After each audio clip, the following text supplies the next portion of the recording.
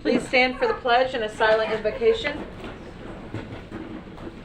I pledge allegiance to the flag of the United States of America and to the republic for which it stands, one nation, under God, indivisible, with liberty and justice for all.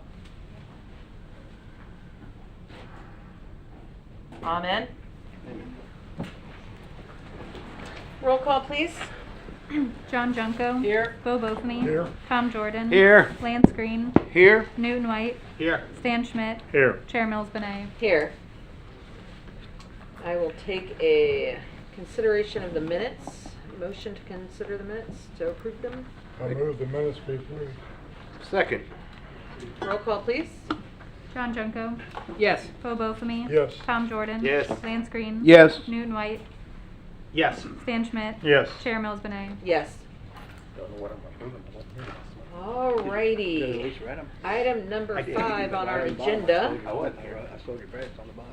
Variance from the LDC to reduce the north and east boundary setback for a communication tower from 214.5 feet to 55 feet. Case number 2090000004. I hope I got enough zeros in there. Just put multiple zeros. Instead of ditto. Just lots of Multiple zeros. Tim Berman, we get you. Tim Berman, Community Development. The request for you tonight is basically a setback variance for a communication tower that's proposed. Just a little bit of background. The tower is proposed at the northeast corner of the subject parcel here that's identified on the map. It's between Williamson Boulevard and I-95, just south of Town West Boulevard. Property is currently vacant and wooded. It's zoned industrial uses, which allows for a tower to be located in that location. Again, the tower site plan has been submitted, is currently under review. The one item that basically came up during the initial stage of that was the setback request then. So that's why we're here for you tonight. Just some more facts here. The setback requirements in the code, which were adopted a few years ago when we updated them, stated that the setback for a cell tower is to be 110% of the tower height. In this case, the tower is proposed to be 195 feet. Therefore, we've got the 214.5-foot setback requirement. That requirement for the setback was to ensure structural safety to adjacent properties. It's kind of what that was created for.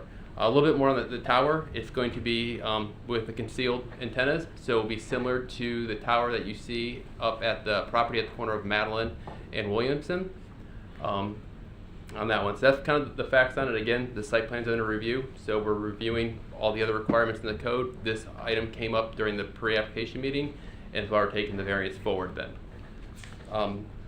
Similar to variances, we have criteria to evaluate. When looking at the setback requirement, basically again, the intent of that setback was to ensure that structural for the adjacent properties is met. The properties to the north and to the east of this site, as you can see, to the north is the Thompson Pump site, the future Thompson Pump site. The approved site plan for Thompson Pump shows a retention pond in that location. Also, I believe attached to the staff report was the letter sent in by the Thompson Pump family indicating they are aware of the proposal and did not object to the tower being closer to their property line than 214 feet. To the east is property that's owned by the city of Port Orange. It currently has a St. John's Water Management District conservation easement. Therefore, that is probably not going to be lifted, and that will remain in its natural state there. So the two boundaries where the tower is being requested to be closer to the boundary than what's required by code is a retention pond in the future with the development plan that we have, and then a conservation area to the east then. The setback requirements to the south and north, basically we're close to the Williamson Boulevard. That all complies with code and actually exceeds the code requirements. Basically, like I said, going through kind of the criteria here that we have for evaluating the setback, essentially is if supporting information by a licensed engineer can further work the criteria. As we indicated in the report, the design of the tower, and we also included the engineer's summary of that, is designed to, in the case of an unlikely failure, would break at a basically 12 foot from the top then. So that would allow it to kind of if it failed, it's going to fail within the lease area and not fall into the adjacent property there. So by the engineering design, this is able to comply with this kind of the safety requirements of the adjacent property owners by its design. Again, just like any building permit, it will be required to come into the city for engineering staff and building staff to review to make sure that it's designed specifically as it's indicated here with that breakpoint. Also, too, the inspection services too will be conducted if it's approved and constructed then. So there will be safe points on that there. Looking at other sites throughout Port Orange, we have a number of towers that are designed the same way with the breakpoint at a certain point on the tower there. And in a review of any towers that have failed within Port Orange, we were unable to find any records of any existing towers throughout the city of Port Orange, which we have multiple that had ever failed in an unlikely case then. Kind of unique circumstances of hardship on the property, as it indicates there in the letter, and we kind of outlined the staff report too, the property itself with the setbacks really makes it difficult to find a location within the search area and the zoning where a tower can be situated then. You'd need large tracts of land to make that happen, and also too, the landowners do not want to push those towers closer to a boundary or closer to a corner there so they can preserve the use of their land. In this case, the owner of the property, the parent tract, wants to also preserve the ability to develop industrial uses there one day. The city would also like to encourage the industrial use there because that's more job creation then. So this is kind of, the circumstance is those setbacks creating that kind of forcing the towers to be closer to the center, which then does not make the subject property developable then. And like I said, landlord, city would prefer to have them pushed to the corner, especially in this case where they're basically against the conservation area and a future retention pond then. The nature and characteristics of the surrounding neighborhood, again, it's meeting all the setbacks and separation requirements from any residential area. This variance would only be the adjacent properties, which would be the Thompson Pump and the conservation area then. It's similar to impact on the neighboring hood, the variance would not impact that. Again, it's basically the adjacent properties to the north and to the east, which were the Thompson Pump site and the conservation area. We kind of talked about the conditions that are unique to this piece of land. The subject property, if it did have to have the tower meet the setbacks, would pretty much require it to be located within the center of that property and the height reduced then. So in order to utilize this property, which complies with the search area requirements, the tower is being proposed to be pushed to the northeast corner. And to adjust to the reduced setback, the design of the tower has been done so it can, in a likely case of a failure, would fail within the leased area then. So those items were addressed then. Again, with tree coverage remaining, the pushing back in that area will remain a large portion of the tree canopy that you see out there will remain, specifically in the conservation area. Along the front of Williamson, that existing tree area will remain too until that lot is developed in the future. In terms of the basically the facilities, the visual impact of the neighborhoods, again, pushing this back as far as we can from the residential areas. And again, once again, the setback from the residential areas and separation requirements are all complying with current code. The setback in question, or the variance in question, is for the setback along the Thompson Pump property or the conservation area, not any residential areas. And alternative locations, within the search area, there was at least one alternative location. However, this property would require further variances than the ones that are being requested, and would also be a lot closer to existing residential areas than the proposed location. So based on the review of the criteria for the setback variance and the information provided by the applicant, staff's recommendation for the tower setback is to allow the reduced setback for the north and east boundary only. The applicant is also here for any questions you might have on the setback request. Any questions for Tim? Lance? Man, I was hoping you wouldn't start down here, but first things first, Tim, I thought, don't we have to have a need for this tower for it to even be applied for? That is Don't they have to show a need? That is basically with the site plan that we're reviewing. they're providing the information to demonstrate that need. It is meeting all the criteria that we have in terms of the separation from existing towers. Which is what? It has to be within separation of 1 mile from existing towers. And that's where we are, the one at Madeline? Yeah, we're over a mile from the one at Madeline and over a mile from the one at Williamson and Taylor. So it meets that criteria. And then basically too, in terms of the co-location, when you apply the search area to this location, the 1 mile search area, there are no other towers within that area then. So it is meeting the siting criteria, and we are basically evaluating all that information with the site plan. This item is just the setback then, and then as we will make sure it complies with that criteria before issuing a DO then. All right, I'll get the rest of my comments later. Okay. Newton? The section of land to the south, am I getting it right? Yeah, between the tower and where US Foods is, that whole section, that undeveloped area, is all the city property, the water management district? At least I know this portion right here is the city owned there. I'm not sure on this, but I believe all of this is under that conservation easement though with St. John's then. Okay, I'm good. Stan? I'm good right now. Tom? Yeah, Tim, thanks. So if I understand it correctly, once this tower goes up, nothing else could be built on that property? Is that right? If the variance would be approved Right? in that location, then the property could be developed upon. There, you can have a use and a cell tower that's allowed. Mm-hmm. Well, the issue was if that tower had to be put more centrally located, and in that case possibly reduce the height a little bit then to meet the setback requirements, it would almost render the property useless at that point because you'd have a tower right in the middle there to try to design your parking lot and building. So by pushing the tower closer to a corner, that preserves the ability to come in and develop the property at a later date. Wouldn't they be within the fall zone though? Within The fall zone basically the fall zone only applies to adjacent properties. Oh, okay. The fall zone would not apply to the parent tract Okay. because they are, it's the current property owner developing on the tract with the cell tower already on there then. And that setback was really to make sure it protects the adjacent property owners, not the current property owner of the parent tract then. So, and they've signed off on all the applications to submit the tower, so that current property owner is fully aware of the cell tower could potentially be located on his property when he develops it. Right, thanks. Bo?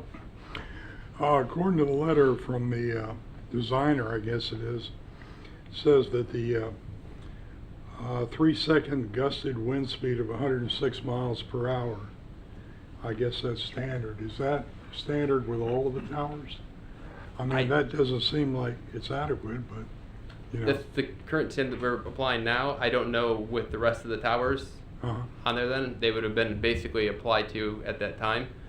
The towers throughout the Port Orange there. I didn't pull up those permits then to see what they were applied to, but they would apply to the local codes or the current code requirements at that time they were constructed.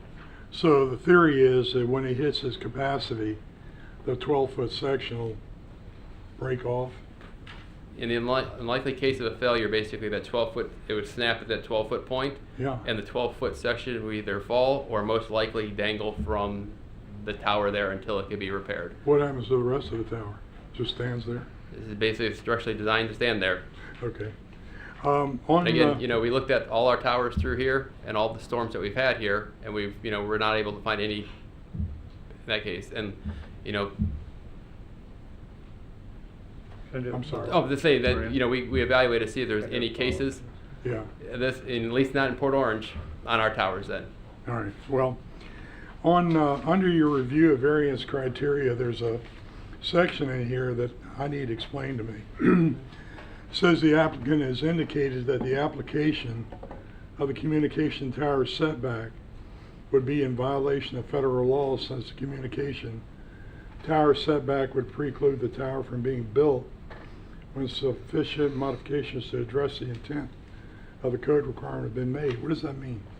We cannot, basically, if there shows a need for a cell tower in a location, which in this case there is showing a need for a tower and there's no other alternate locations there, that basically we have to have this variance process to evaluate, basically to allow that tower to be located and make the essentially that variance there to minimize the impact of the area. Then so we're kind of following with the state law there there and working with, and that's kind of what we wrote that code for.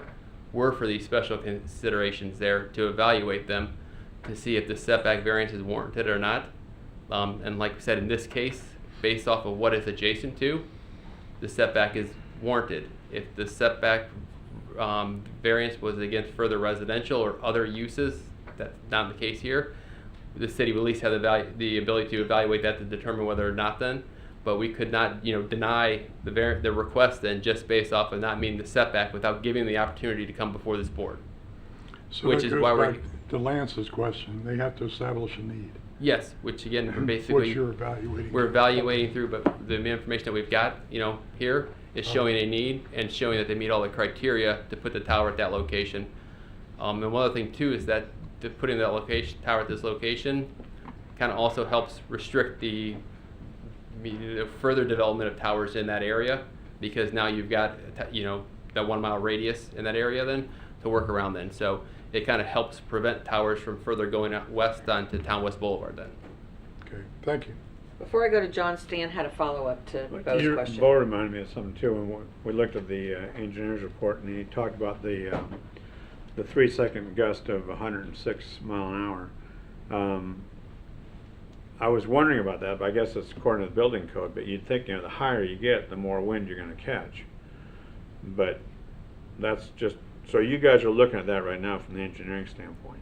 That would be looked at basically on the engineering standpoint. I think the site plan or engineers are reviewing that, and then again at the building stage, then it will be again reviewed and comply with the Florida Building Code.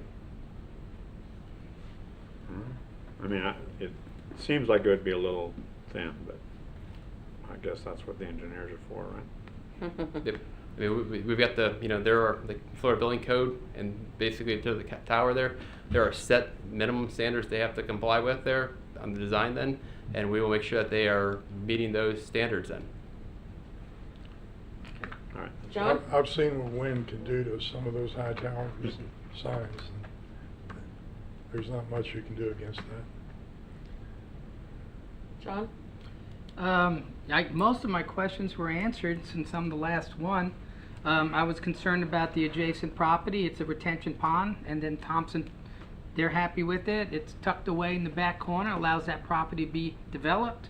It has canopy of trees. It's a lot better than the last time we were reviewing on Taylor Road with the church. So I'm pretty, this one's definitely a more favorable proposal. I know you said none of the towers have failed, as you're aware of in Port Orange, but is there any way we know of throughout the country these style of towers actually failing, and what was the outcome? We don't know any of that. I don't know that the applicant for the applicant might be able to address that question. Okay. Right now I have no questions. Thank you. Thank you, Tim. We will hear from the applicant.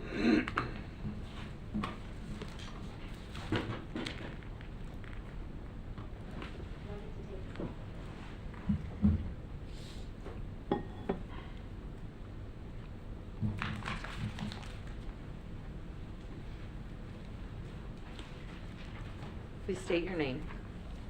Certainly. Mary Solik, 121 South Orange Avenue, Suite 1500, Orlando, Florida. I'm legal counsel for North American, no, this is COQ. They're the same principals. I was like, no, wait a second. Yeah, it's the same guys, different companies, so I get the name. So COQ.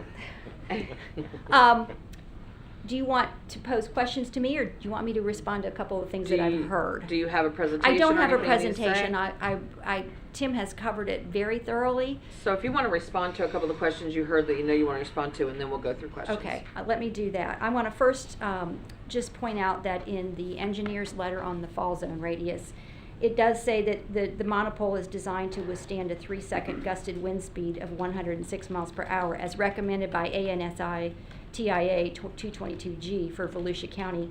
And then it says it will also conform to the requirements of the 2017 building code for an equivalent ultimate wind speed of 137.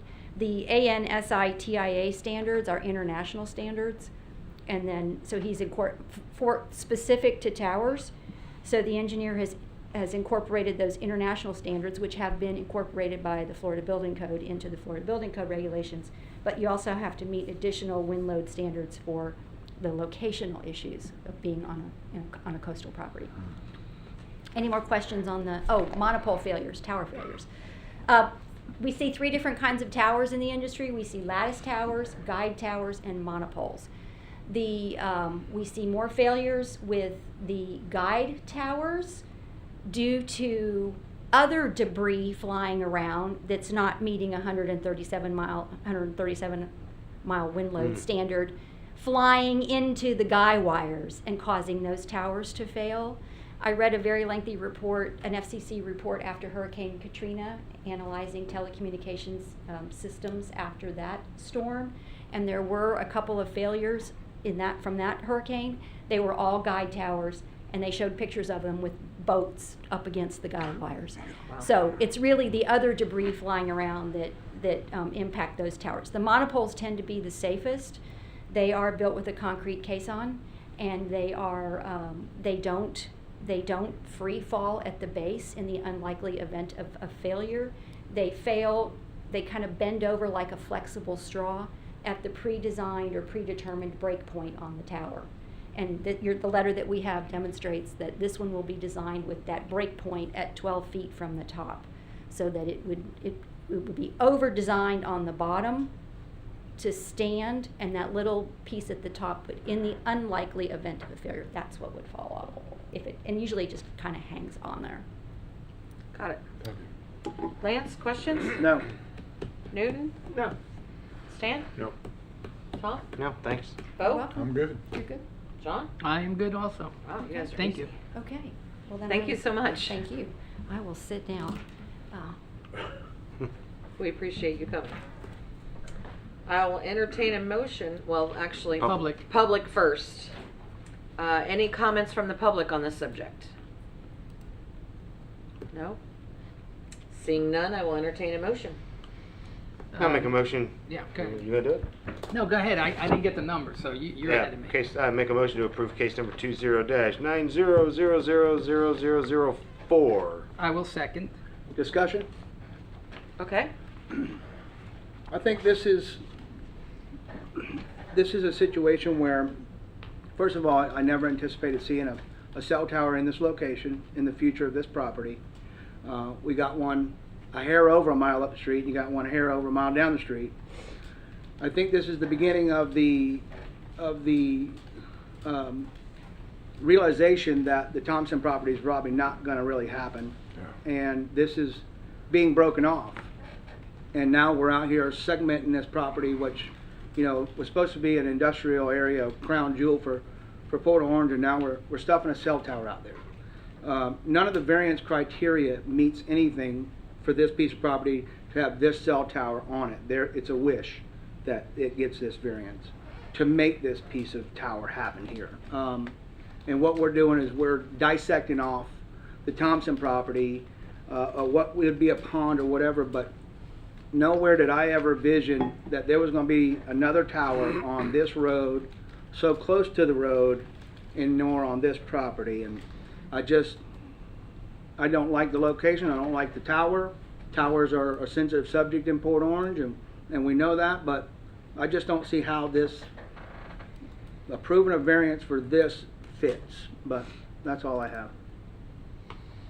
Anyone else?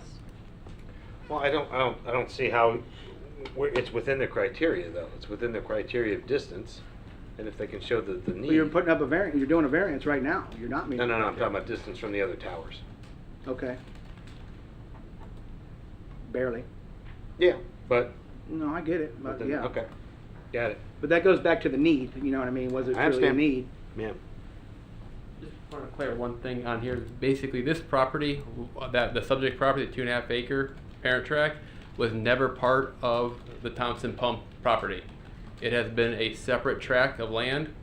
I believe before the, dating back, quite a few years ago. Then, this has not been broken off the Thompson Pump property that Thompson Pump currently owns. It's owned by a separate ownership. And there has been no subdivision of the Thompson Pump property to create this tract that they're applying for the cell tower on there. What track is it on? It's on its own, I mean. It's on its own separate parcel. Parcel, but it's Yeah. owned by, It's not owned by Thompson Pump, it's owned by, and it was never in the general site plan of Thompson Pump's overall scheme? No, Okay, just wanted to clarify that then. thank you, Tim. Nobody has anything else? I'll do roll call. John Junko, Yes. Bo Bothamy, No. Tom Jordan. Yes. Lance Green. No. Newton White, Yes. Stan Schmidt, Yes. Chair Mills Benet. Yes. Motion passes. Thank you so much. Item number 6. Case number 20-20000004. Change to the future land use designation for 3.4 acres from urban medium residential to commercial. Riverside Drive. Okay, and this item and the next item go together, so. if Okay, you wanna- do want me to open them together? Got it. Hello. Case number 20-65000001 to rezone 3 properties along Riverside Drive from single-family residential to planned commercial development and to approve the 6th amendment to the Clark Professional Center and Wedding Chapel PCD Master Development Agreement to incorporate the 3 properties into the existing wedding and event facility with the PCD. Gwen. Gwen Perney, planner. The first staff report we'll go over is for the future land use.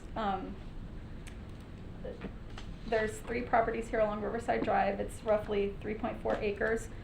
The applicant has applied to change them from urban medium residential to commercial. The subject property includes the 3 parcels along Riverside Drive there, and then the rezoning goes along with it. That'll be discussed in a moment. The 3 parcels that make up the future land use amendment are surrounded by the existing PCD, which is shown here in red. The 3 parcels here are in orange for the residential.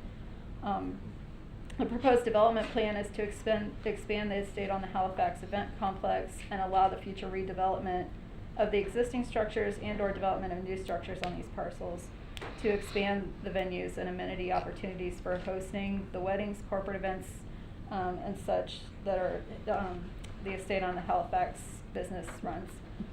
They've been located there for over 20 years, and so mainly the goal is just to be able to expand the business onto the 3 properties and eventually create a 3rd parcel, which we'll get to, or a 4th parcel. And going through some of the impact assessment for the future land use change, it'll theoretically the maximums will increase for the change from residential to commercial. However, based on the actual proposed use of the subject property,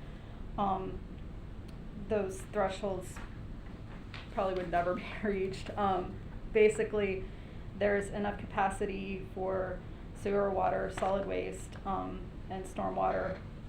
So in the findings for the consistency with the city's comprehensive plan, the proposed future land use is generally consistent with the goals and objectives in the plan, particularly those regarding infill development and reinvestment in the river district.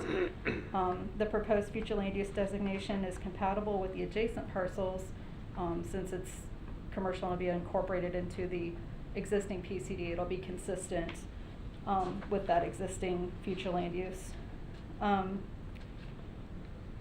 The compatibility with the land use designations for adjacent parcels, compatibility is defined in the comprehensive plan in which the uses can coexist within proximity to one another, and the subject property is already surrounded by the existing use that they're intending to incorporate into. The impacts on facilities, the proposed amendment would result in an overall increase. However, adequate capacity exists to accommodate the proposed amendment, and the use-specific concurrency analysis, if the properties do go through the site plan process, they'll be reviewed at that time for concurrency also. And then the proposed amendment does not encourage sprawl, since the amendment area is already surrounded by existing development with access to existing infrastructure. And the proposed amendment would support infill development of parcels within an existing built commercial area that's already served by public infrastructure. The proposed development would expand the existing estate on the Halifax event complex and create a link from Ridgewood to the Halifax River as one unified development, which is a long-term, long-term goal of the strategic plan for Ridgewood Corridor, to create that waterfront linkage between Ridgewood and the Halifax. And so staff is recommending approval of the request to change the future land use from residential to commercial for those properties. And then do you want me to go right into the rezoning portion? Yes, can you please? Yeah. We'll just bang it So on. the rezoning is from the R7SF residential zoning district to the PCD, to incorporate these three properties into the existing PCD. Like I stated earlier, the goal is to incorporate those three parcels into the estate on the Halifax business. There's the three existing houses that are along there, and then there we go, concept plan. It's these bolded properties here are the Sixth Amendment area properties to be rezoned. The main goal is to create that proposed Lot 8 for a new event building back on this property behind 5100 Riverside Drive. There's also an associated small lot shift that would occur between Lot 5 and Lot 9. So to go over some of the aspects of the actual amendment, the property is already the properties that it's incorporating into is the Clark Professional Center and Wedding Chapel PCD. This is going to be the Sixth Amendment to that PCD, and there's some specific framework that's needed to for the future development of these parcels here. First of all is the permitted uses. The permitted uses that are proposed for the property are essentially to be consistent with the estate on the Halifax business as support, kind of support uses for these homes. I think the main goal is probably to make them into bed and breakfast, where you would have just one party there staying at a time. And then for this building back here is where the future event facility would be. The proposed Lot 8 here in the back would be created.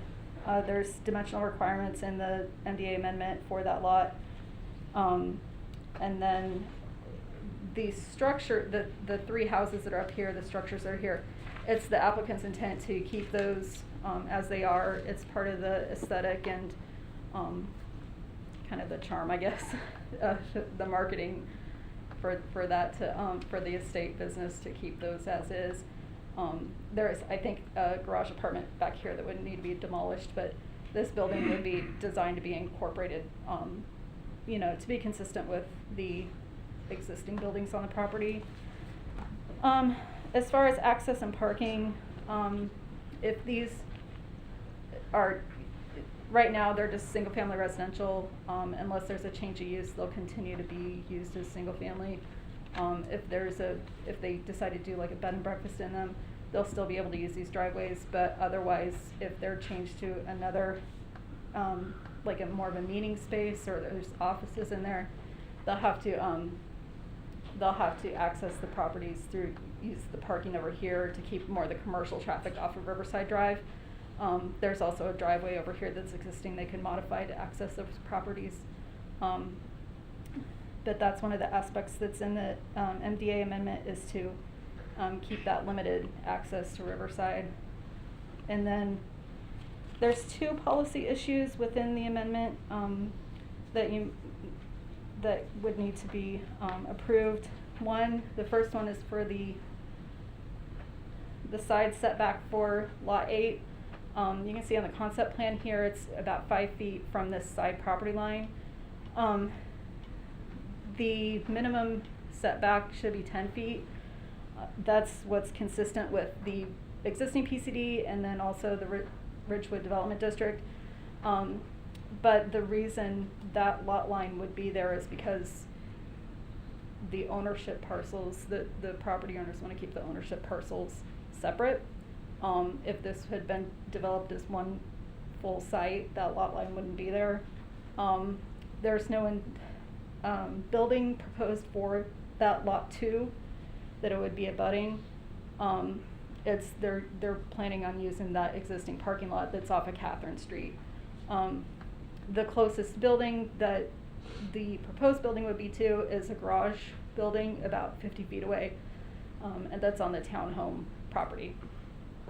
So that's the first policy issue, is to allow that 5-foot side setback for the new event building. And then the second policy issue is off-site signage. The lot 1 is currently vacant. It just has basically the part of the entrance here and parking. The goal of this amendment, the most important goal, I think, was to have the amendment established in order for this building to be built. So with this building, it's kind of landlocked in the PCD area. They don't have direct frontage onto Ridgewood. So what they're proposing is to allow a sign out here on the vacant property that would serve the future needs of this building, but they would be, the estate building would be allowed to have a tenant panel out here on the sign to alert traffic to, turn off of Ridgewood into the main parking area, or if they miss it, to, the access is here on Catherine. So those are the two policy issues. Consistency with the comprehensive plan. We already discussed the future land use amendment application. So the PCD would be compatible with the commercial future land use. And so staff is recommending approval of the rezoning of the subject properties from R7 to PCD, and approval of the 6th amendment to the Clark Professional Center and Wedding Chapel PCD. Phew. I'm so cold. I'm like, You seem like I'm shivering. shivering. Questions? We'll start with John for Gwen. I've had the pleasure of being there recently at a wedding. It was very impressive. The amount of time and effort they did with the landscaping and the design. And from what I'm understanding, they're trying to get those 3 lots together to be incorporated into what's currently there, correct? Which would just extend to what I was impressed with. So with that being said, if that's my understanding, I like it. I'm very impressed by it. I honestly was not very familiar with that property till I went to the wedding. And I took a beautiful tour around. It was a summer wedding, and yeah, it was a very pretty place. But if that's their intention, I have no questions. Go. Were you invited? Yeah, I was. No questions? Tom? Yeah, 2 questions, Gwen. Sure. Back on access and parking on the Mhm. rezoning, I think it is. Yeah. So I'm trying to understand this. So if a building, a residential building that's there now, has a change of use, so it becomes used for any other thing other than a residence or a bed and breakfast, the road for that lot gets blocked or removed?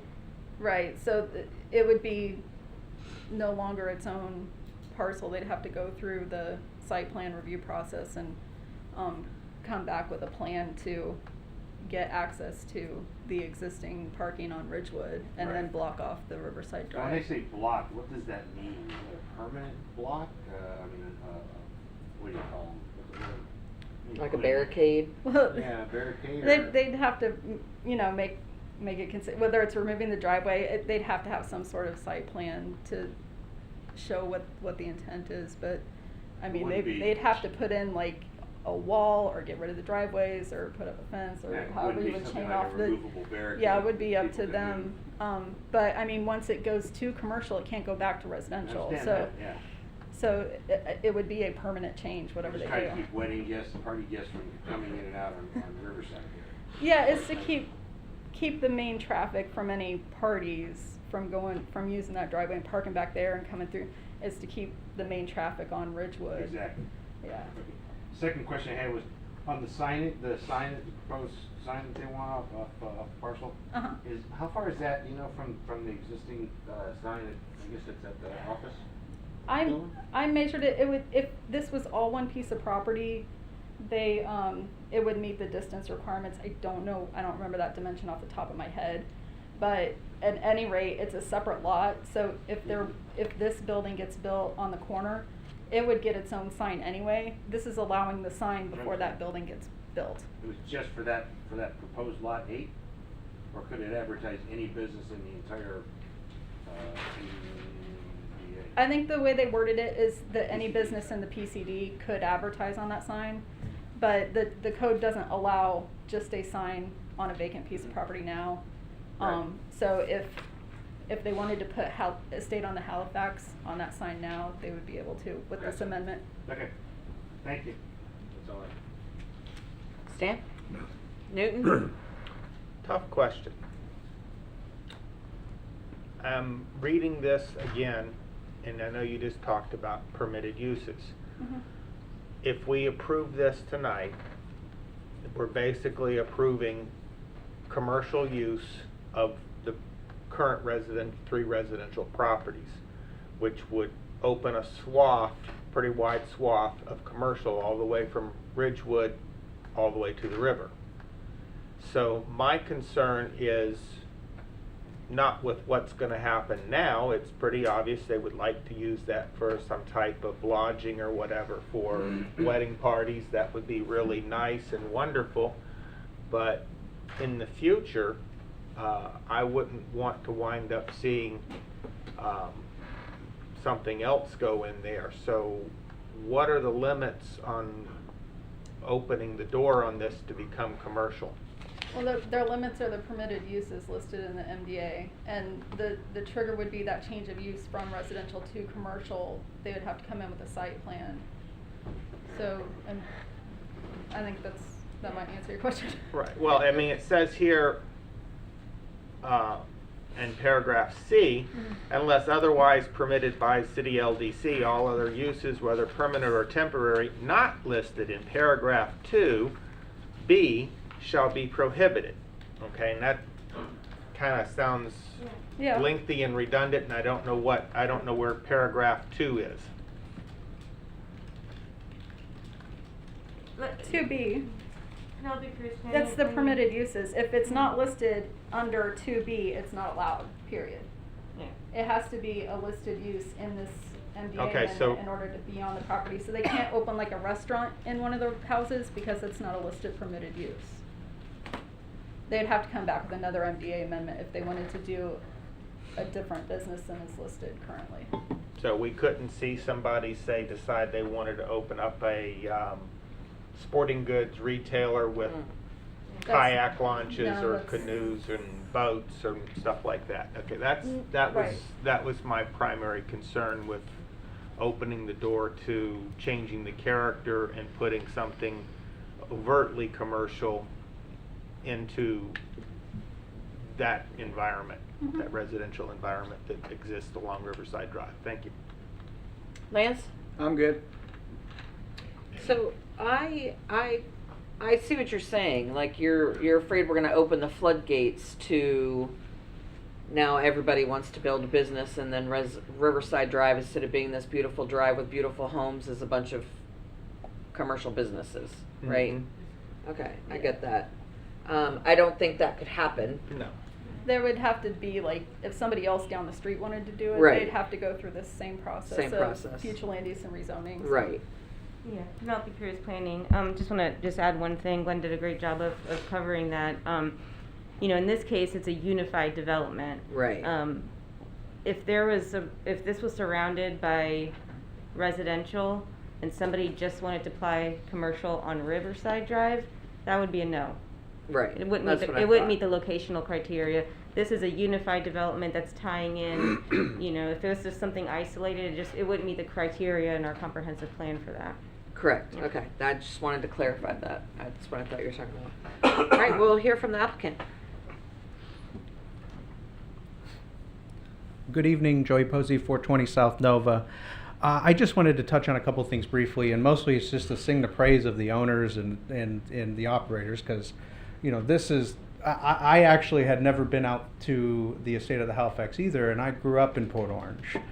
And I was blown away by how beautiful it was. And these folks, you can tell they care. That this is, you know, this is the family business. This is important to them. This is the family homes, and that keeping that in the family as part of the estate on Halifax, that's very important to them. And you can also see how much of a reputation these folks had at the neighborhood meeting, because I rarely had the opportunity to have neighbors sing so much praise of somebody proposing something. It's very rare that you get that. But I well, at least wanted to let you know that with the owners are very happy to walk you through anything that they're proposing, or if there's something specific that, you know, may not be apparent on the plans, that we're happy, we're available. And you know, I think Gwen touched on a lot of the points here, that, you know, they're not trying to rock the boat. They want to be, they understand the folks on Riverside. They understand that this is a little gem that we want to try to grow responsibly, and that's the whole goal with this PD. It's not to, you know, it's nothing more than that, and they're happy that you know, we're getting this moving, and so they can get their new building, and you know, just keep you know, honestly just keep operating. So I'm available to answer any questions, and again, if you have any questions specifically for the owners, that they're more than happy to address any of the specific concerns too. Thank you. Lance? No. Newton? No, thank you. Stan? I would like to say, I like what they have done there now. It's beautiful. I've been there before. I'm concerned about the future. The current owner may not own it forever. And Hopefully I he would does. I would like for it to retain its character for a long time. Stan? No comments? Tom? No, I wish I had a question, because I don't think you're going to get paid for tonight just by saying how great Andy is. Could you do a Sorry. little jig and earn your... Bo? John? No, I don't, but from what I understand, I think you guys, if you haven't been there, you should take the time I've to actually go catered walk there. through the property. And as a builder, I love their homes. You got to walk through those beautiful homes. They have so much character, they have history, and it was just pure joy walking through their homes. So if you haven't seen it, go check it out. All right, thank you very much. Like Savannah. Yeah, exactly. Yeah. Public comments? None? Are all you guys people just here to like see our pretty faces tonight? Something Well, else, that was a Gwen? big They disappointment. want Just bread. vote on each one, and then in your recommendations, recommend approval or whatever of the two policy Policy issues. issues. Yeah. So if there's no further discussion? There is further discussion. Okay, Lance? I think this is a prime example of somebody investing into Port Orange, and Andy and his family have invested down there a tremendous amount of time and in history, like Johnny said, and to continue to grow this little area is just huge for our Ridgewood corridor, for starters. What you're looking at here is a major investment into our city, and what they've done down there is a masterpiece. It's nice. It's, you know, and I know we're going to lose a couple houses off of the tax roll, but on the same token, they'll be on the commercial side. But this is just an example of someone investing into Port Orange. That's all I have. Anyone else? No? I'll entertain a motion. I'll make a motion to approve, let me make sure I got the right one, because they're together, 6 and 7. Case number 20-2000004. Second. Yep. Roll, please. John Junko. Yes. Bo Bothamy. Yes. Tom Jordan. Yes. Lance Green. Yes. Noon White. Yes. Stan Schmidt. Yes. Chair Mills Benet. Yes. Next one.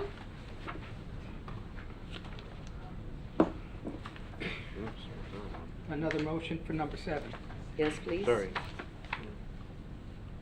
Can I vote motion that we approve case number 2065000001? With policy recommendation? Yes, sorry. With Second. policy recommendations. Roll, please. John Junko. Yes. Bo Bothamy. Yes. Tom Jordan. Yes. Lance Green. Yes. Newton White. Yes. Stan Schmidt. Yes. Chair Mills Benet. Yes. Thank you, gentlemen, for coming in. Thanks, guys.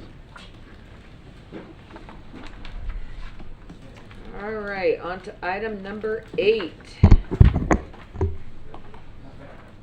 Case number 20-60000006. Rezone 1.1 acres from RASF Single Family Residential to Government Public Use. Catholic Church of the Epiphany. Good evening, Penelope Cruz Planning. Subject property consists of these 6 lots that you see outlined in blue, south of, on the south side of Fleming, west of Lafayette Street. For the last 18 years, the church has been slowly purchasing these properties. A few of them they've owned for a really long time, but have over the years purchased the rest, and have waited till they had the complete ownership of the entire tract before they were going to submit the rezoning that's before you tonight. If the rezoning is approved, the church intends to convert these existing homes into meeting rooms for various outreach programs of the church and for religious education classrooms and associated site improvements. The subject property is designated suburban residential on the city's future land use map. So future land use element policy 2.1.4 in the city's comprehensive plan recognizes that these public institutional uses such as a house of worship and associated uses are acceptable in a wide range of properties and land uses, and so these small isolated properties can be designated under any type of land use where appropriate. You've seen that over this past year. Over the summer, Thrive had a residential land use, GPU zoning, and several other churches throughout the city have this situation. So based on the analysis in the staff report, the administrative official has determined that the requested zoning in this location is appropriate and consistent with the future land use per that policy.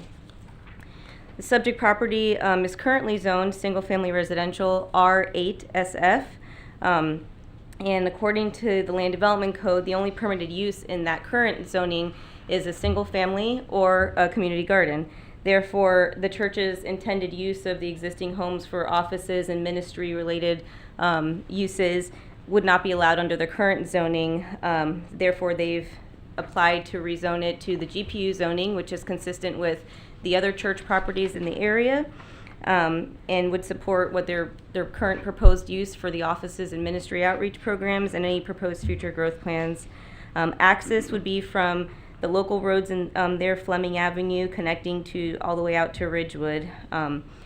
If these homes are converted officially to office uses or conference rooms or things like that for the church, there'd be some improvements that would be needed on the property, primarily a fence along the rear and landscape buffers.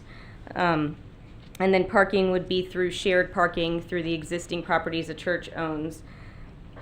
The applicant has also stated that at some point in the future they plan on going through a master planning exercise for all the land that they owned in the area, and they may redevelop the property at some point in the future based on the outcome of that master plan, but they do not have any plans to change the homes at this point or for any redevelopment that they've made the city aware of at this time until they go through that master planning process. At that time, if they do have any plans to redevelop the properties, they would have to go through the Staff Development Review Committee and the detailed technical review of a site plan for that. Public notice was provided. The yellow public notice signs were posted on the property on November 13th. Since then, we've had 6 general inquiry calls regarding the proposed amendment. The applicant also had a neighborhood meeting last week on December 10th at the adjacent church property. Generally, the residents that were there were opposed to the rezoning. You'll probably hear from some of them tonight, primarily because they were not able to get any kind of information on what the future plans are from the church. They haven't gone through that master planning process, and that appeared to be the majority of that opposition, just the unknown of what is to come. The applicant explained that for the foreseeable future, they intend to maintain those existing homes as is and use them for offices for the church, meeting rooms, things like that.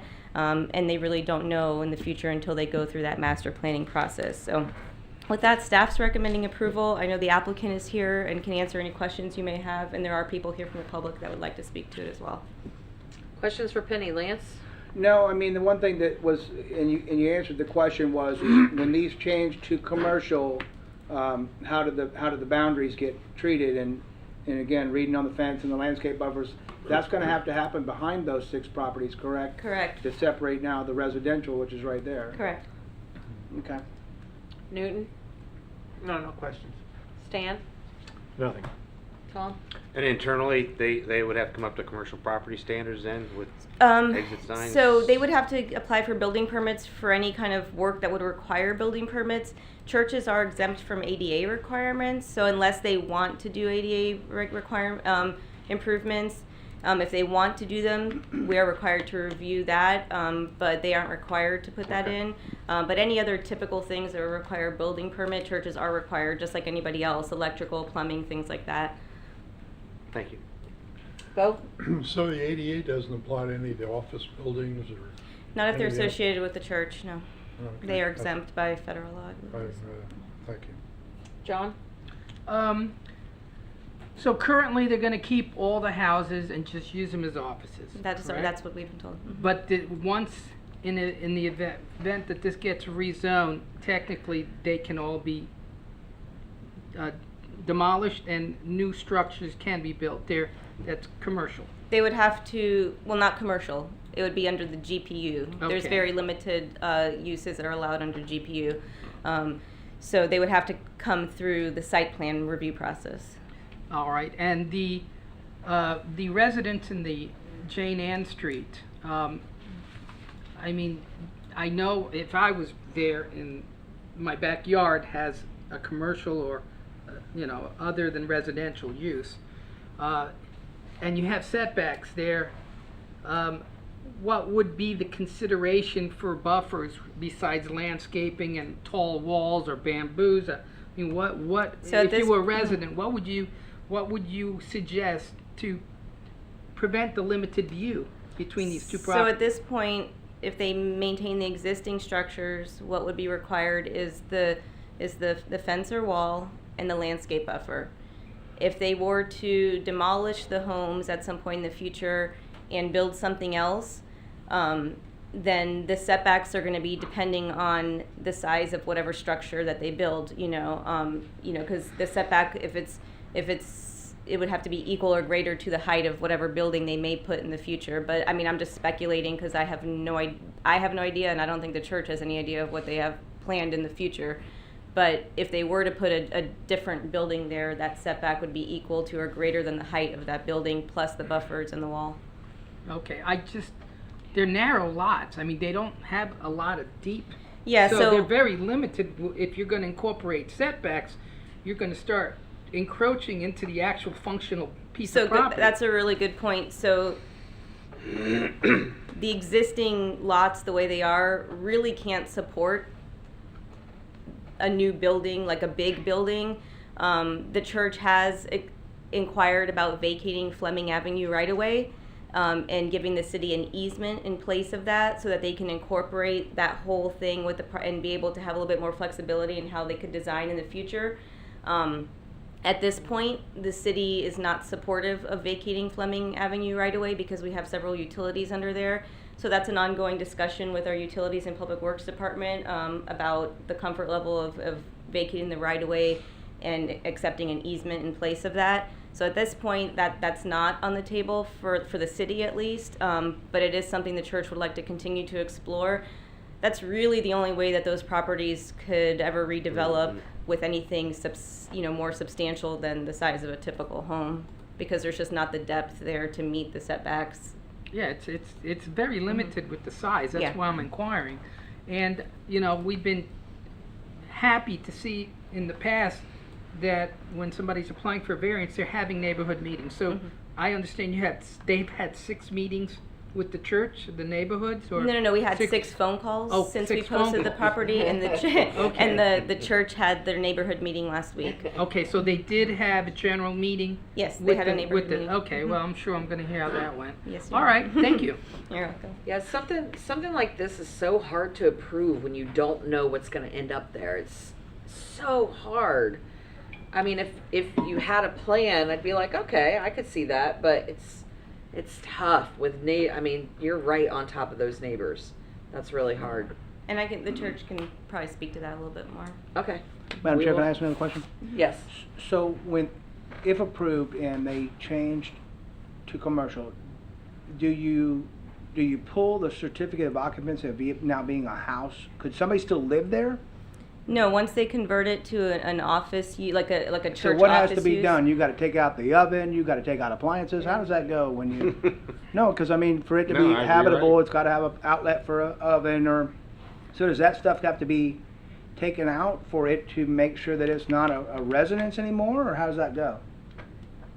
Not necessarily, but it's a zoning enforcement issue. So, you know, we will make code enforcement aware of when those changes go, because they do have to apply for building permits to make that conversion. So, you know, it's really just an ongoing enforcement issue, really. Okay. Yeah. But from our understanding, you know, they would like to take out certain walls and just open up the space so it's not really functional as a home anymore. Okay. All right, we'll hear from the applicant.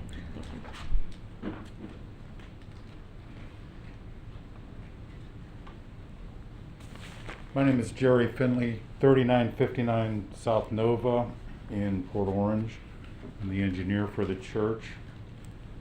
This is a request for GPU zoning for the 6 homes on the other side of Fleming from the church. Fleming is a dead-end street there and dead ends into the church parking lot. So there's really no through street for traffic.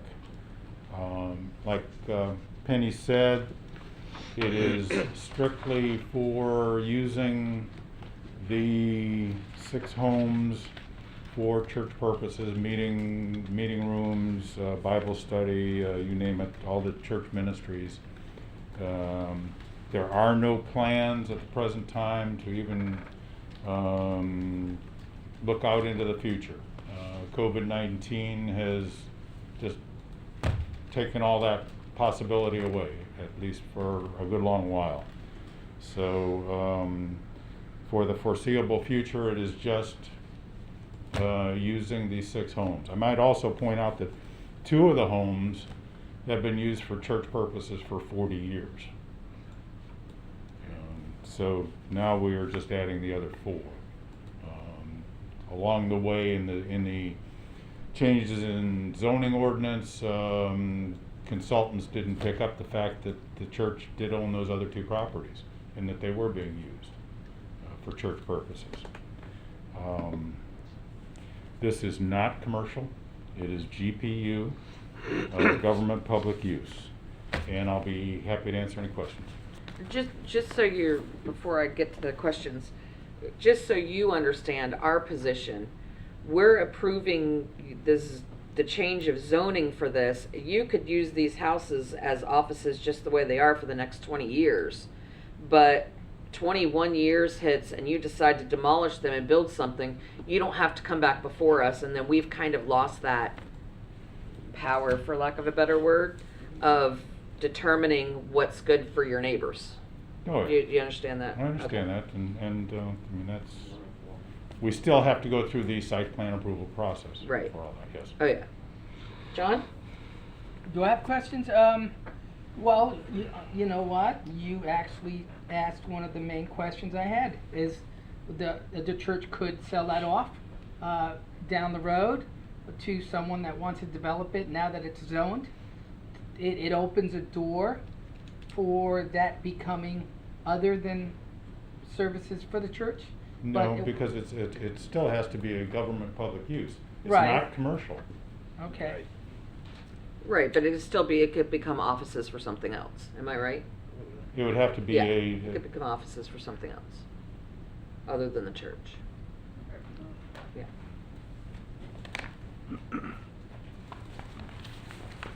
Penelope Cruz Planning. So it's not an office use like a general office for like say a doctor or something Right, like that. right. It's charitable organization offices. And Got it's and ancillary uses to a house of worship. So that's the type of office. It's not your general office. While you're standing here, could it become another church? Yes. Okay, Could it become a thrift store for a church? no. Could I you don't have a think so. parsonage there? No, that's not true. Excuse me, what? Could you have a parsonage there? Just out of curiosity. Would you be able to have a parsonage on the property? Not once If we it's in change a- the zoning though. A what? If it's where the priest lives, that's what one of the houses has been used for a long time. If it's ancillary to the church use, and that's pretty similar to a lot of things on Ridgewood, where you allow like owner manager occupancy of structures along Ridgewood as well. So the answer is Yes, you possibly. could. Okay, thank you. Anything else, John? No, not now. No. You sounded unsure. Bo, anything else? Tom? Yeah, I have a lot of same concerns, but you guys have already asked a lot of those questions. The other question I have though is, does the church own any of the properties on Jane Ann Street? no. That's all I have. Just funny. Stan? You've all asked all good questions, so that's it. Newton? No, we're right back where I was with what's it gonna be in 20 years? Yep. Lance? Nothing right now. I would expand on the Jane Ann question. It's my understanding in looking at the property appraiser's map that a private individual owns the lot that would prohibit the extension of Jane Ann. Oh, gotcha. So that lot is not only in line with the Jane Ann lots, but it extends across the Jane Ann right-of-way. I don't know what that means. This empty Not space all where that they could blocks it. extend Jane Ann, they can't Can't see because where you're somebody owns pointing. it. Go look at the one that has the Like, color. the they end of can't Jane Ann. extend because Sure. somebody owns a Figure- private Yeah, I was person. just asking about any of the properties on Jane Ann Street. Yeah. Thank you very much. Public comment.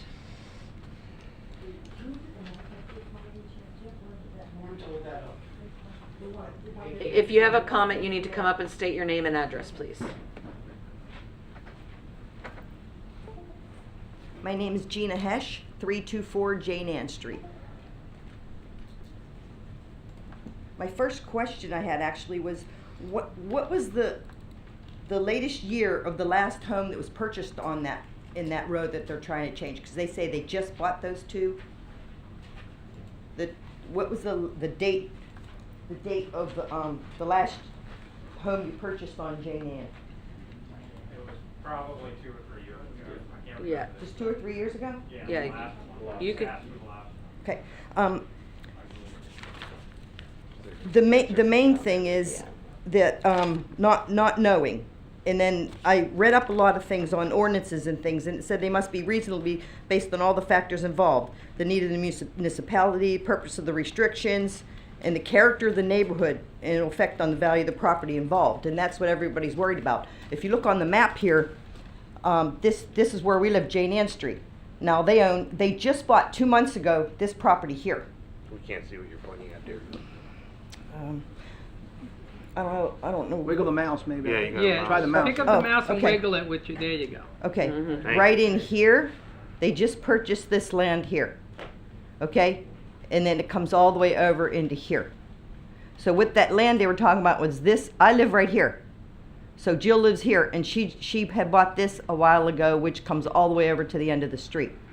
So they bought all this, all the way, and they own all the way back, okay? Now, according to that map, when it was all blue, is this ball field owned by the city? Yes.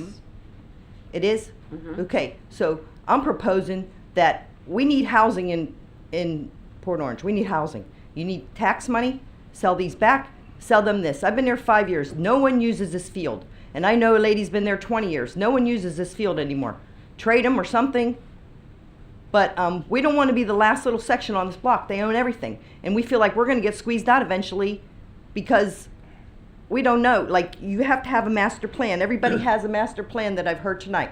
They know what's going to happen in the future. We don't know what's going to happen in the future. And everything that you guys said hit on it. You know, housing's already limited. Also, what's the size and the height restrictions on a GPU land? Like, how high can they go? Because they mentioned senior center, low-income housing, you know, at the meeting. You know, nothing's in stone, but this could happen down the line. And I don't want someone looking down, you know, into my yard where I'm retiring, and that's my forever home. And everybody else is the same way. And a lot of people didn't come tonight because the memo we got, it said, staff recommendation passed. And otherwise, if I didn't call Penelope today, I wouldn't have came because I'm assuming that it's already passed and we can't do anything about it. Thank you very much. Thank you. Anyone else? Sir? Please state your name and address when you approach the bench. Anyways, my name is Billy Gilmore, and I live at 4843 Orange Ave. And they were talking about vacating the Fleming Ave. So this gentleman on the right said these lots are very small, so what could you do with it? Well, if Fleming Ave was vacated, that would allow the church to have distances to put up larger buildings, do anything they wanted with that property. And like she was saying also, they're putting up large structures there down the road. It's a big issue. It would be my belief if this was going to be approved, we need to know the future plan. And this young lady said that they want to change it to use them for meetings and blah, blah, blah, and all these other things. It's been used for that. For many years, this gentleman will tell you.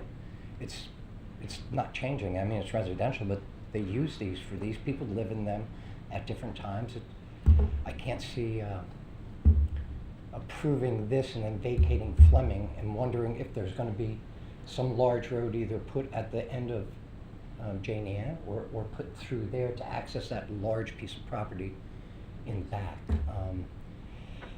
It's beyond me that not you guys personally, but me as a business or a person or what have you, would not have a plan for what I want to do in the back of this, in that property. Not have a general idea of what I want to do with it, or actually come up here and say that.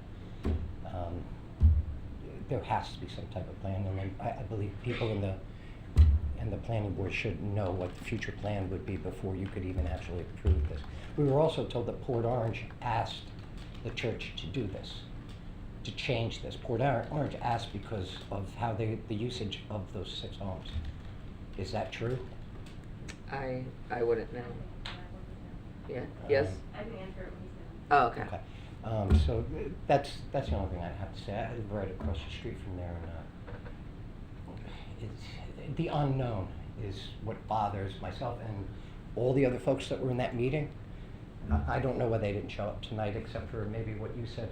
Maybe people believed it passed, but I don't know, something maybe to think about. And when the future plans come up down the road, then maybe this could be approved, tied into those other future plans, just like the cell tower with the variance for the distances and what have you for that. You know, they have the plans and we have nothing. You know, Thank you very much. Thank you guys for your Thanks, sir. Thank you very much. Anyone else?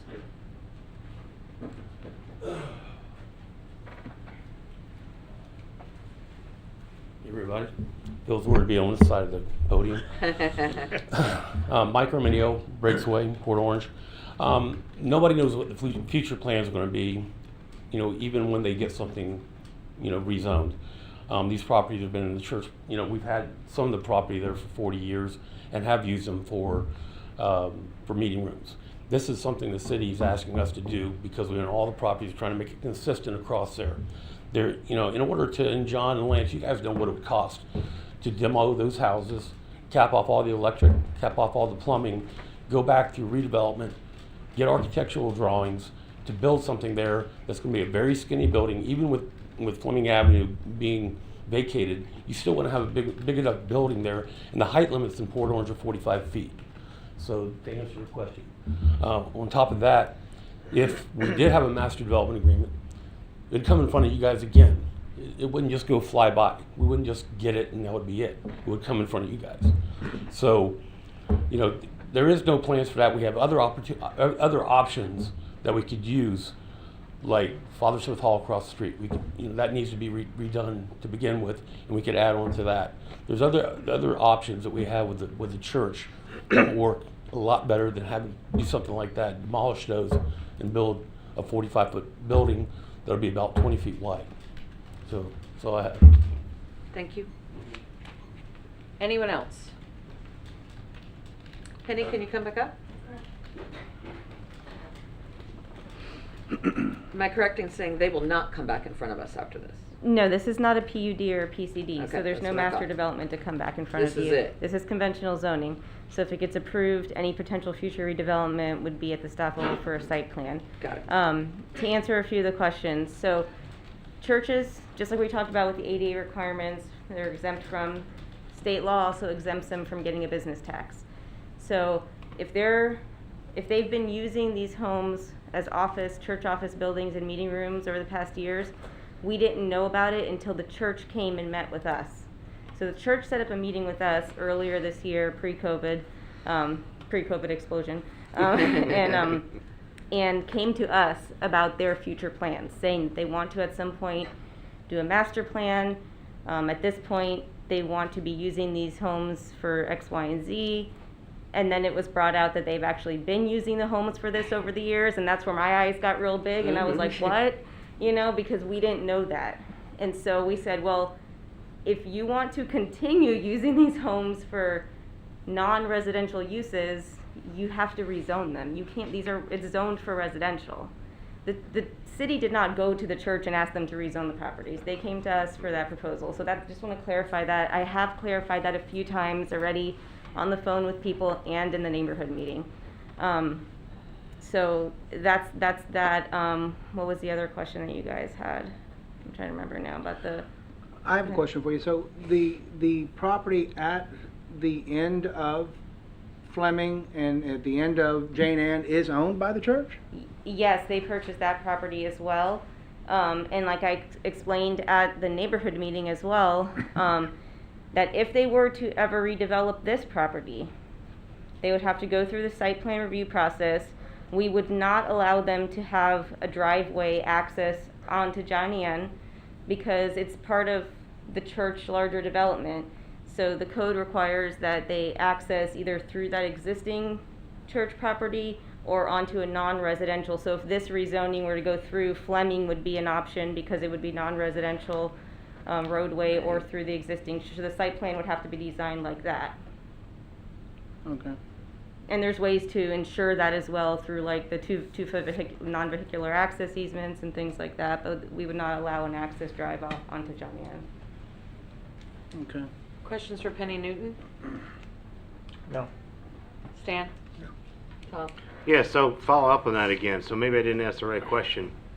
So there's two parcels there, one at the end of Jane Ann, a small parcel, Mhm. correct. Who owns that one? I believe the person that owns this lot, but I could be mistaken, but I believe it's the person think that that's owns what they this said. lot. It is. Yes. Yes. Okay, so the church does not own that parcel. No. But the parcel at the But then all the north way of around. that, the big parcel that runs, This one, no, yes ma'am. Yeah, who owns that one? the church. Okay, and the other blue one there below that? I believe the church owns this one as well. Okay. All right, yeah, I just didn't ask the right question then. Mhm. Okay, thank you. You're Bo? welcome. John? Hypothetically, if they came back to us with a master plan that shows these houses to be incorporated into the master plan for their intended use, that would give us more of a direction to what their future use of this, instead of leaving it so empty with uncertainty. That would, I think, have favorable outcome because it's giving me some long-term security for the neighbors around there that things are not going to make a left turn at the fork and something else is going to happen. So, I mean, step one and then step two, master plan, get them together. I think that would make me feel more comfortable. Is that a possibility? You can ask them of that. Okay. We have to, when we analyze applications, we have to analyze, so you're not required to do things concurrently. We have people that change land use and zoning and then just sit on property for years. They don't ever have plans. We've got a lot of those properties in the city. We can't require that. We need to look, we are required to look at the rezoning on the face value. So if you're uncomfortable with the rezoning based on the criteria of the rezoning, then you have to vote your conscience on that based on the criteria of the rezoning. Staff can't require that. Understood. Thank you. All right, if nothing else for Penny, I know there's discussion. Lance? No, I have none. Really? Shocked. Newton? No. Anyone? No? I'll entertain a motion.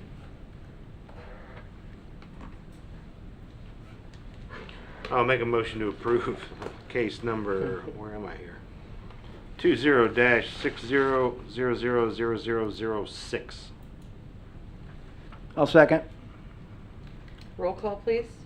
John Junko, No. Bo Bofamy, Yes. Tom Jordan, No. Lance Green, Yes. Newton White, Yes. Stan Schmidt, Yes. Chair Mills Benet. No. Motion passes.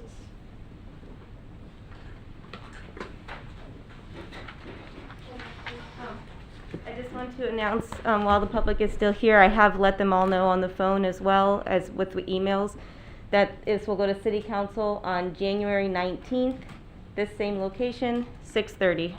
But I will also email everybody that's on our list. January 19th, 6:30 in front of City Council. Yes. And if you can't make it, I recommend you email your council members. Thank you. Thank you. Okay, item number 9. Except if it's on that one, you don't have a copy.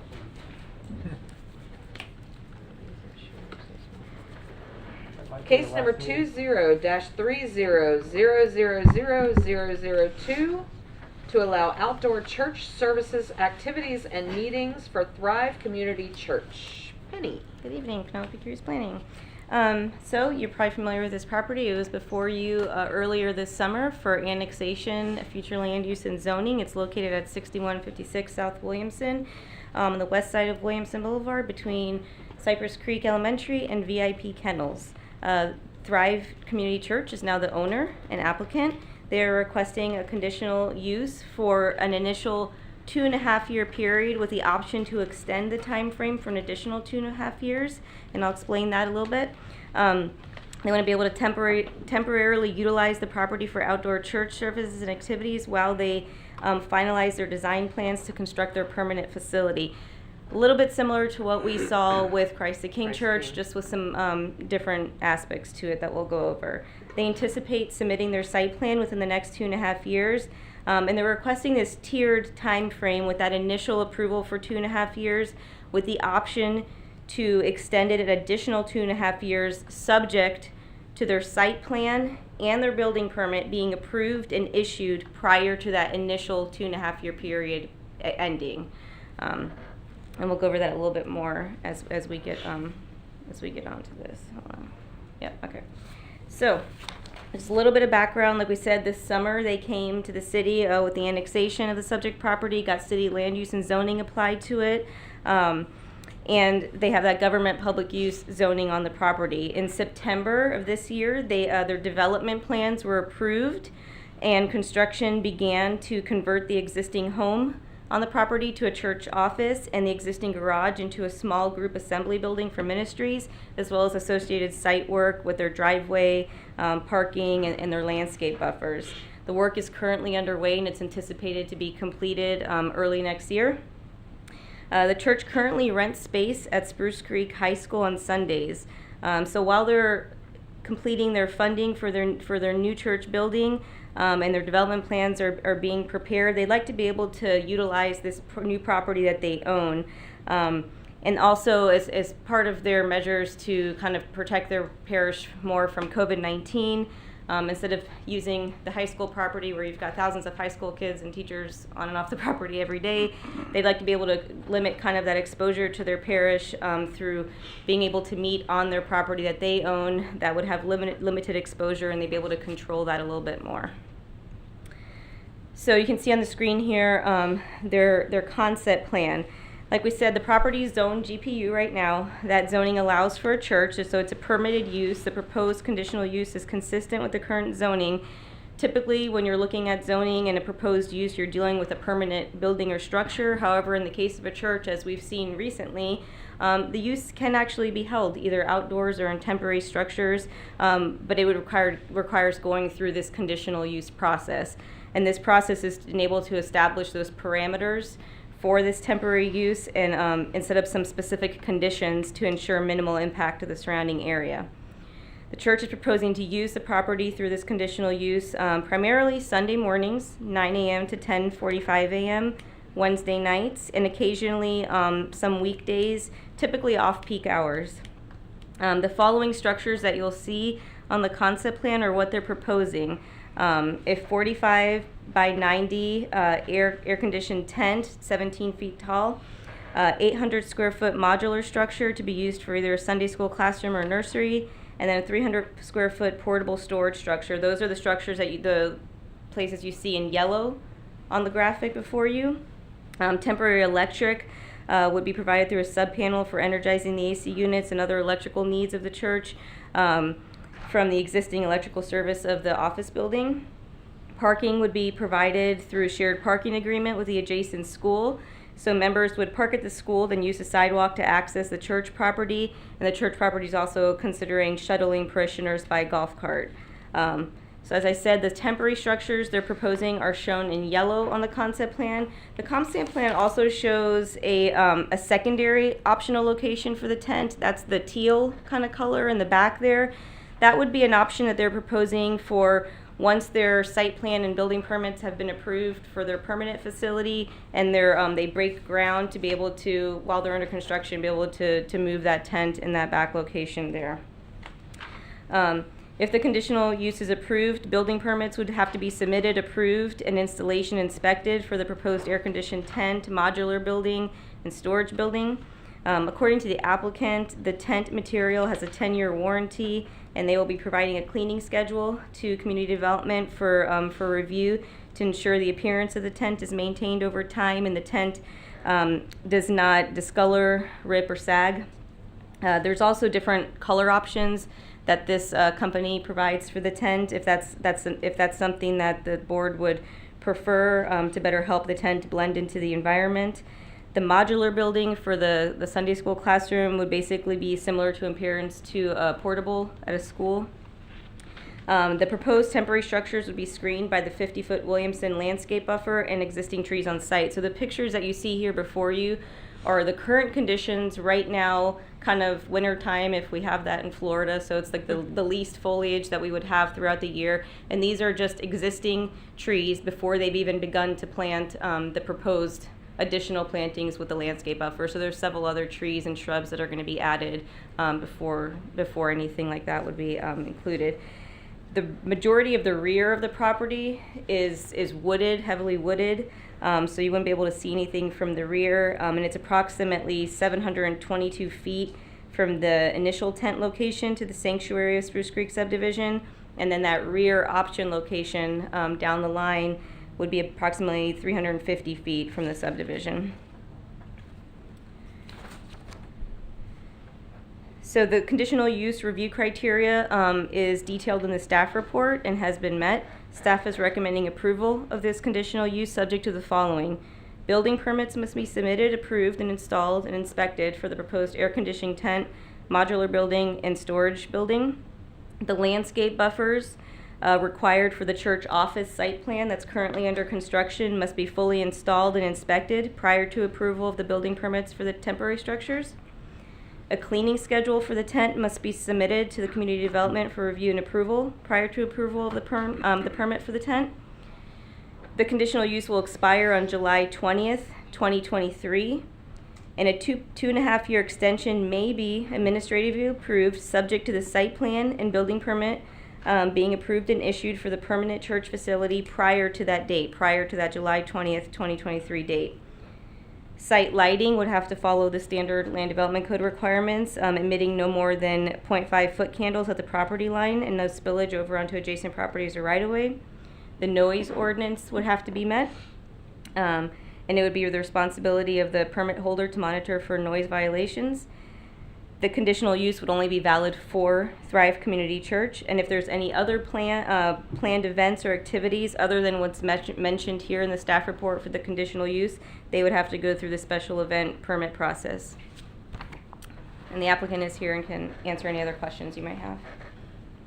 Questions for Penny, John? No, pretty good presentation. I don't have any questions, which means you did good. Bo? Yeah, I'm trying to get my head around the conditional use, or the option that they have, the 2.5 year option. So they have an option, and then they have an option after the 2.5 year initial period. What is the purpose of that? I mean, are they going to submit plans? Is something going to happen in the initial 2.5 years? So in order to, so their initial request is 2.5 years. For what exactly? For this conditional use, to be able to use the property as an outdoor church with these temporary structures. Okay. For the temporary. In order to be able to utilize the property as such beyond that 2.5 year period, they would have to have submitted and gotten approved and issued their site plan, development order, and building permits for their permanent structure. In order to continue. In order to operate the continue, tent. yes. Okay. And then the reason that they've asked for that additional 2.5 years is to be able to continue to be able to hold some kind of level of services while they're building their permanent structure. But they would first have to make sure that that site plan is approved and the building permit's approved prior to that deadline. Within the first 2.5? Yes, sir. Okay, thank you. It's also, I guess, with churches, they work strong with donations. Yes. And I've worked with churches in the past, and their forward momentum is based on their donations. So that extension is just in case, I guess, if they don't have the required donations they need to proceed to that structure being built and permitted. Well, they wouldn't be able to get the additional extension unless they have plans approved. But there's a grace period from when they can start the construction. You can apply for a permit, and you could almost let it sit for a long period of time, and you could do a foundation, and you could let it sit for a number of months before you go for another inspection. You could kind of stretch it out, permitting with donations, which, by the way, I've done that. So that's why I know. So, you could milk something out cleverly where it's within code and city ordinance and just based on donations from the church to allow you to get that next draw. Are you trying to teach the church how to cheat right now? No, I'm just telling them how to get their structure in the way that they Well, you would they only would have get 2.5 it. years, though. You would only have 2.5 years before you have This ain't my first rodeo with churches. You gotta have the permit in 2.5 Tom, years. questions? Yeah, but then you'll Well, that have was 2.5 more my- years after that, that's it. That was one of my questions. How long do they have to finish building, once they get the permits issued? How long do they have to finish? Well, they would only have they would only be able to have the extended conditional use for another 2.5 years. That's not what my question was. How long do you have when you get To build, well, I building mean, permit issued? typically permit, it depends what kind of, Well, if you look at Madeline 6 and months. Clyde Morris, or Madeline and Williamson, Is you it, got 20 is it years. 6 months Hey, between nothing from the peanut inspections? gallery. No, 6 months, the permit will expire, their building permit would expire in 6 months. And then you can apply for an extension. You could, and if that's a concern, I mean, you could probably add another condition to Yeah, the conditional I mean, use if that you see they're it- under construction. If you see it being built and they're making a valiant effort to build it, and they apply for an extension because they're hurting on funds. Yeah, that's what I was trying to say before. So No building permits. so they only get the additional 2.5 years if they get their plans approved and issued. Then if they delay constructing it, they can't use the property, they can't meet on the property and hold their church services after that additional 2.5 years. So it's to their detriment to dilly-dally, delay it, yeah. basically. Well, but if they get their permits issued. They get the permits issued and then they John, can start please. right away. They don't have So to start John's right making away. my point. This could be a 6-year temporary project. No. Yeah, it Yeah. could. No. Potentially. Potentially. It could, 5. if you were sneaky enough. 1 5 term years. and 1 extension, that's 5, it. yeah, 5. 5 Yeah. years. Oh, 5, yeah. Yeah. So this group sat here for 2 years and moaned and groaned about the 3 years we gave to Madeline Williamson. Williamson, And so we're giving 5 years for them to build this. But they're still gonna have to keep it up to code, and they're still gonna have to clean it and do, the building on Madeline, nothing was happening to. Right. And they It all, was and like they had to meet An code. eyesore. They had to meet code. Yeah, but they didn't. That was the biggest That's my problem point. we Yeah, complained that's about. exactly Code, it. that was code enforcement, not Yeah, that. that was get our that. biggest They complaint, built was it that they without didn't. inspections. They- We'll knock on their door if Well, they and the don't. majority of the That's all the questions. the I have. majority of the Thanks. time frame with that other property didn't have those, you must do this by this time, this by this time. That wasn't built in initially. It wasn't until they came back later that you were able That- to add right, that stuff in. So right. they're trying to build those parameters in up front so that we don't have that situation. There's a lot more regulation and stipulation with this project than there was with that. Really? Okay. Stan?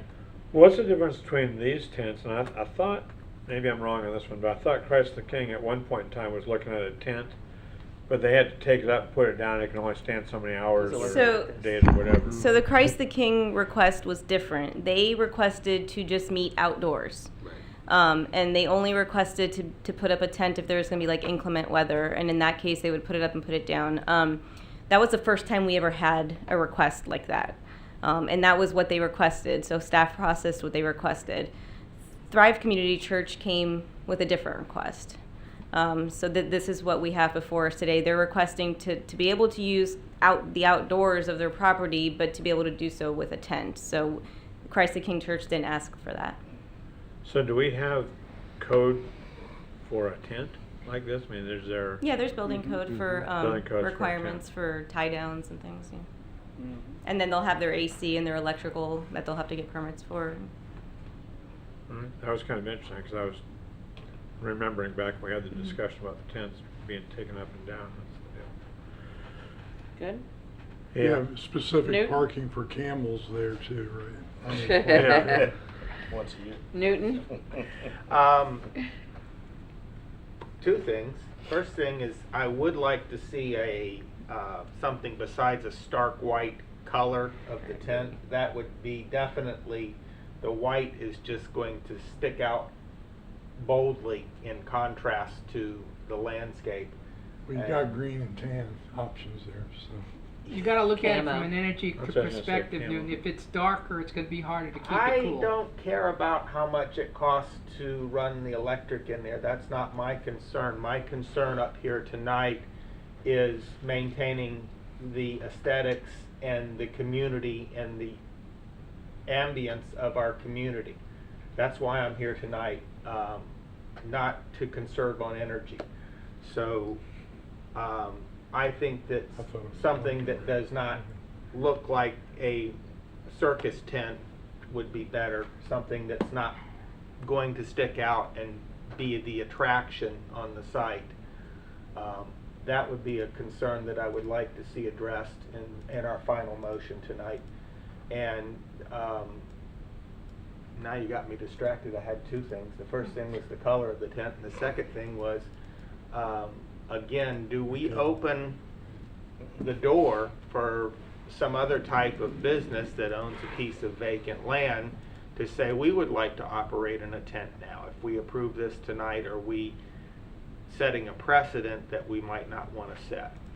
So the criterias for conditional use are, one of the initial criterias is to look at the area and see if there's other conditional uses in that area and to limit that in areas. Other uses, would get evaluated on an individual basis. Church functions, they came to us because they made the case, and I can let them speak to that a little bit more, that they can meet out in the open. They want the tent because of just how much inclement weather we have in Florida, not just the rain, but the heat in the summer months. But like we saw with Christ the King, this particular use is just kind of unique, that you're able to just come together and gather and meet and have that worship service, where necessarily wouldn't be so with other uses. But each one would be evaluated individually, and it would have to meet those criteria that are established in the code. Okay. Yeah, everybody understands what I'm saying. I don't want somebody to say, okay, well, we can open a auto service facility in a tent, just because we let a church open in a tent. And that's what I wanted to bring out, and that's what I wanted to put in front of the public that's watching and listening, or we'll read this at another time, that was what was considered tonight. So I thank do you very have much. another question when Newton's done, Well, just so can that we you go don't to forget Lance, me. or is it follow-up to his? Well, it's addressed to Penny. Okay, so Lance, No, go ahead, John. go ahead. The location of the tent, which Newton brought up an interesting point. From what I'm seeing here, the location of the tent, once it's cleared for that, she clearly has a vegetation barrier on both sides, the front and the back. So the tent won't be that visible if the tree line remains the same where the structure is, where the buildings are, and then that wooded back area is also very heavily wooded. So is it safe to say the location of the tent is prime to be obstructed from the main road? Yeah, I mean, they looked at a few different areas. We worked with them to look at even possible areas behind the existing single-family home that's being converted.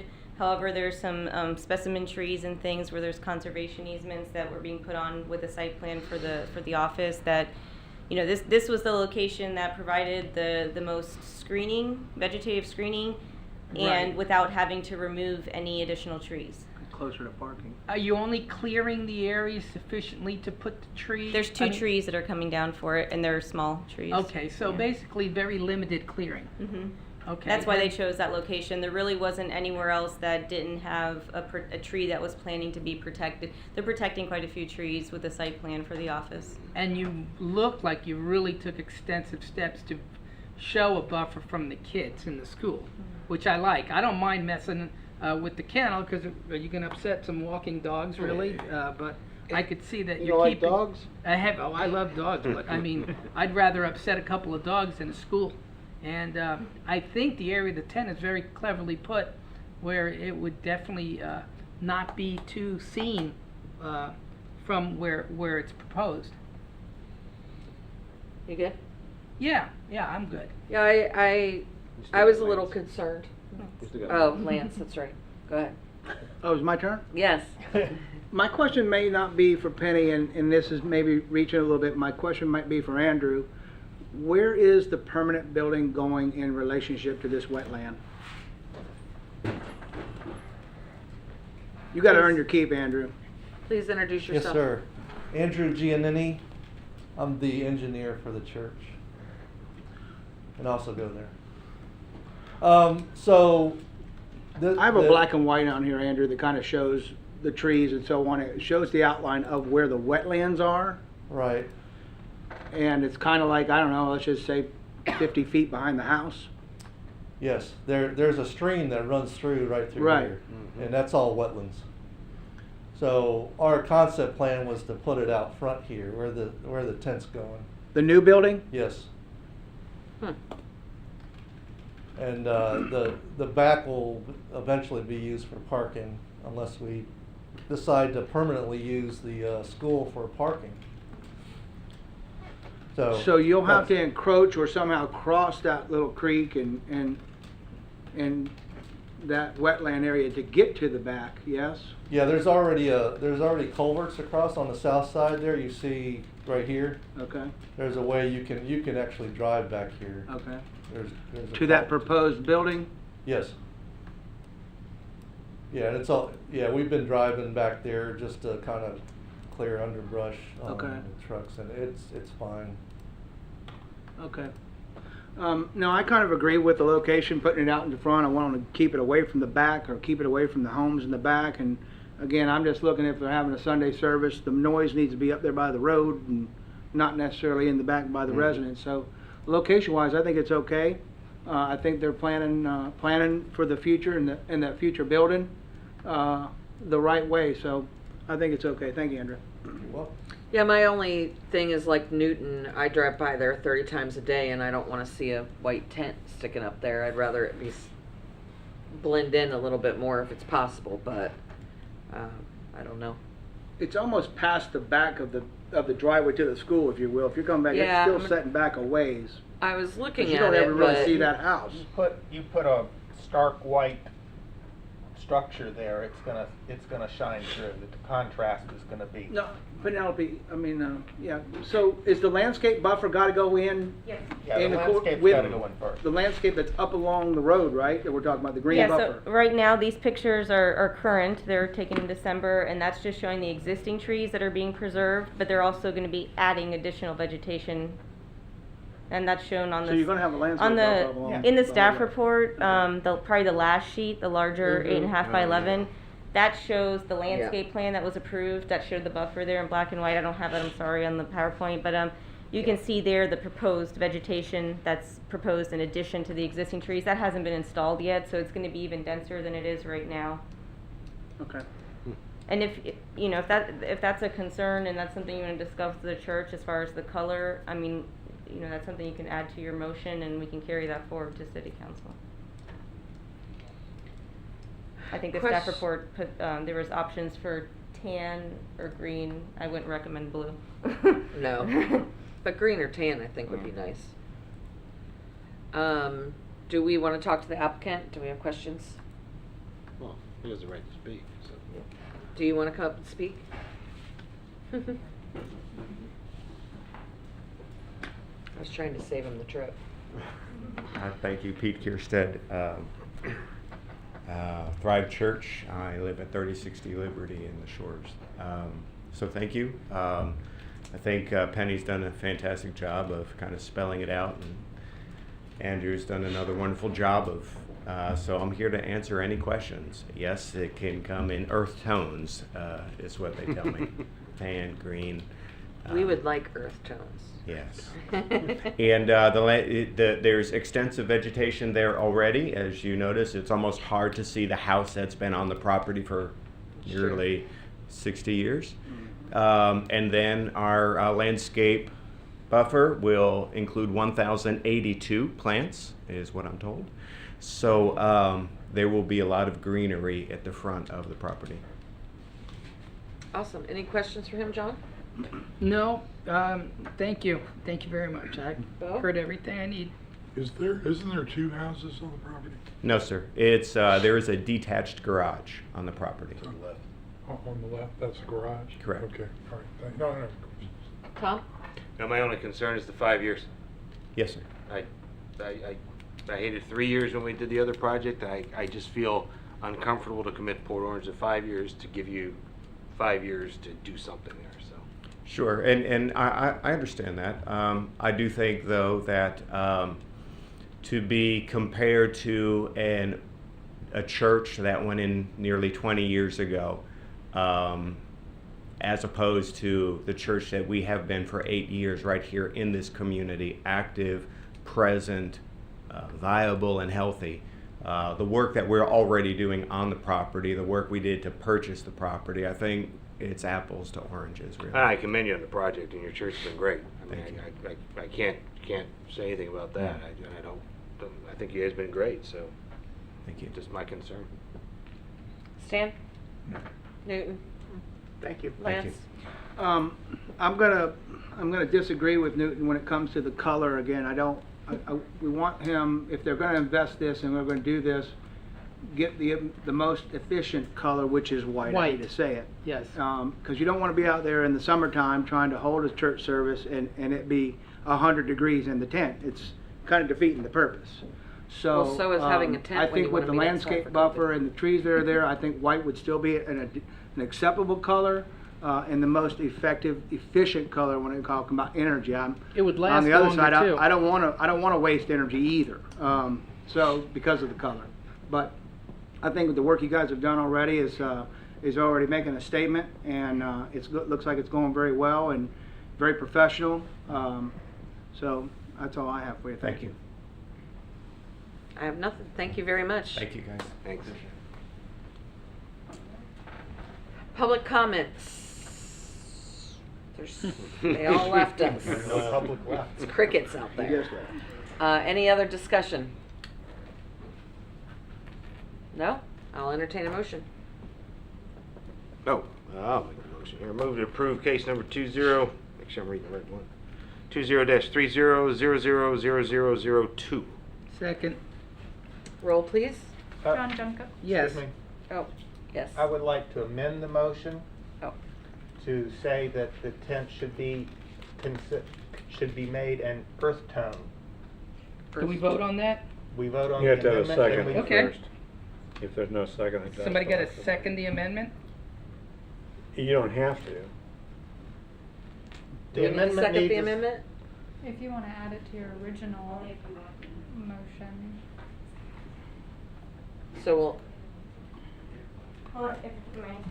So white is technically an earth tone, so I think you need to clarify if you want it to be a non-white or what color you'd like to know. I'd also think, just to take into consideration the potential fading if it's a color. Yes. that's true. So just something to take into consideration, but if you do want it to be a different color other than white, please clarify what color that would be. May I make it from a contractor's perspective? You'd rather have a group of individuals in a white tent that allows sunlight to come through and is very well illuminated, as opposed to a dark color that limits the light coming through the tent. And for safety factors, I'd like my tent as bright as possible. And I just want you guys to understand that if you guys go camping, you go in a dark tent compared to a light tent where the sunlight can come through it, it's a world of difference. So with that being said, that's all I wanted to bring to your attention. Any further discussion On which? on the There- color? There was no second on that. Well, I haven't gotten there yet. Well, all right. I just didn't know if there was any further discussion on the color. I withdraw the amendment. Okay, Newton withdraws.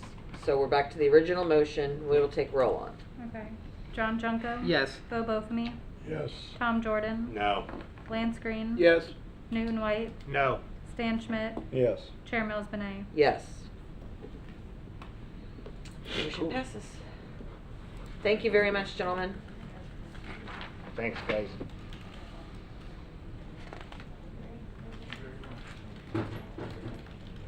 Item number 10, Commissioner comments. Thank you very much. See you guys.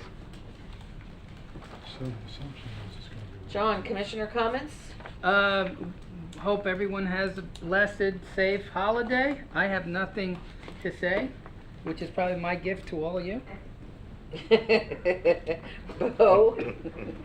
I have no gift. Yeah, I wish everybody a happy holiday, and thank you, Stan, once again. Appreciate it. Tom? Yeah, thank you. Merry Christmas. Happy holidays. Thanks to the staff for doing such a great job. And thanks to the chairwoman for Chairwoman. doing such a great job. And That's right. You did a everybody great else. year. Good job. Thank you. No clapping, sorry. Stan? No, just everybody stay safe and have a great holiday season. Newton? Merry Christmas and Happy New Year. Lance? I'd like to break out the code book if we could and review Oh, Lord. a few things. They didn't ask for another sign. No, again, another great year, and again, I just want to just thank our staff for another great job, Tim, and you know, which is your first full year as the Second, man. isn't it? Second?